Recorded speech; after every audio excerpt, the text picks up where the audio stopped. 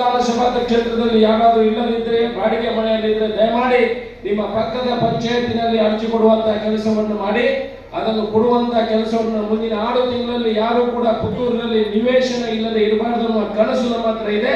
ನಿಮಗೆ 3 ಸೆಂಟ್ಸ್ ಜಾಗವನ್ನು ಕೊಡುವಂತಹ ಕೆಲಸವನ್ನು ಮಾಡ್ತೇವೆ. ಯಾರಾದರೂ ಅಕ್ರಮ ಸಕ್ರಮ 94C 94CC ಯಾರಾದರೂ ಬಾಕಿ ಇದ್ರೆ ದಯಮಾಡಿ ಅರ್ಜಿ ಕೊಡಿ. ಸೋಮವಾರ ನನ್ನ ಕಚೇರಿಯಲ್ಲಿ ನಾನು ಇರ್ತೇನೆ. ಬಂದು ಕೊಟ್ಟು ಯಾರಿಗೆ ವಿಎಗೆ ತಹಸೀಲ್ದಾರ್ಗೆ ಮತ್ತೆ ಇನ್ಯಾರಿಗೂ ದುಡ್ಡು ಕೊಡದ ರೀತಿಯಲ್ಲಿ ಅದನ್ನು ತೆಗೊಳ್ಳುವಂತಹ ಕೆಲಸವನ್ನು ಮಾಡಿ ಅದನ್ನು ಕೂಡ ಕೊಡುವಂತಹ ಕೆಲಸವನ್ನು ಮಾಡ್ತೇನೆ. ಇನ್ನು ಏನಾದರೂ ಸೇವೆಗಳು ನನ್ನಿಂದ ಇದ್ರೆ ಅದನ್ನು ಕೂಡ ನಾನು ನಿಮ್ಮ ಹತ್ರ ಬಂದು ನಮ್ಮ ಹತ್ರ ಸೋಮವಾರ ಕಚೇರಿಗೆ ಬಂದು ಪಡ್ಕೊಳ್ಳುವಂತಹ ಕೆಲಸ ಪಕ್ಷಾತೀತವಾಗಿ ಅದನ್ನು ಮಾಡುವಂತಹ ಕೆಲಸವನ್ನು ಮಾಡ್ತೇನೆ. ಬಂಧುಗಳು ಅದನ್ನು ಮಾಡಿಕೊಳ್ಳುವಂತಹ ಕೆಲಸವನ್ನು ಮಾಡಿ ಅಂತ ಹೇಳಿ ಏನು ಕೆಲಸಗಳಿದ್ರೆ ಅಶೋಕ್ ರೈ ಹತ್ರ ಅದನ್ನು ನೀವು ಕೇಳಬಹುದು. ಅದಕ್ಕೆ ಮಧ್ಯವರ್ತಿಗಳು ಯಾರು ಅವಶ್ಯಕತೆ ಇಲ್ಲ.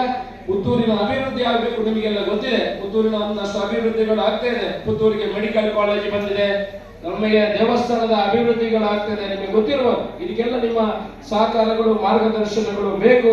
ಪುತ್ತೂರಿನಲ್ಲಿ ಮೆಡಿಕಲ್ ಕಾಲೇಜ್ ಅಶೋಕ್ ರೈಗೆ ಒಬ್ಬರಿಗೆಲ್ಲ ಬೇಕಾಗಿತ್ತು, ನಮಗೆಲ್ಲರಿಗೆ ಬೇಕು. ನಾವೇನಾದ್ರೂ ಹೆಚ್ಚು ಕಡಿಮೆ ಆದ್ರೆ ಮಂಗಳೂರಿಗೆ ಹೋಗಿ ಬರುವಾಗ ನಾವು ಡೆಡ್ ಬಾಡಿಯನ್ನು ಇಲ್ಲಿಗೆ ತರುವಂತದ್ದು. ನನ್ನ ಹತ್ರ ಮೆಡಿಕಲ್ ಕಾಲೇಜ್ ಮಾಡುವಾಗ ತುಂಬಾ ಜನ ನನ್ನ ಹತ್ರ ಹೇಳಿದ್ರು, ಪುತ್ತೂರು ಮೆಡಿಕಲ್ ಕಾಲೇಜ್ ಆಪೂಜಿ ಭಾಷಣ ಕೊಟ್ಟು ಉಂಟಾನೆ. ನಾನು ನಿಲ್ಲಿಸಲಿಲ್ಲ, ಖಂಡಿತ ಪ್ರಯತ್ನವನ್ನು ಮಾಡಿ ಇವತ್ತು ಮಹಾಲಿಂಗೇಶ್ವರನ ದಯದಿಂದ ಪುತ್ತೂರಿಗೆ ಮೆಡಿಕಲ್ ಕಾಲೇಜ್ ಕೂಡ ಆಗುವಂತದ್ದು ಕೆಲಸಗಳು ಆಗಿದೆ. ಇದಕ್ಕೆಲ್ಲ ನಿಮ್ಮ ಸಹಕಾರ ಇದ್ದದ್ರಿಂದ ಆಗಿದೆ ಅನ್ನೋ ಮಾತನ್ನು ಹೇಳಿ ಎಲ್ರಿಗೂ ಶುಭವನ್ನು ಹಾರೈಸಿದ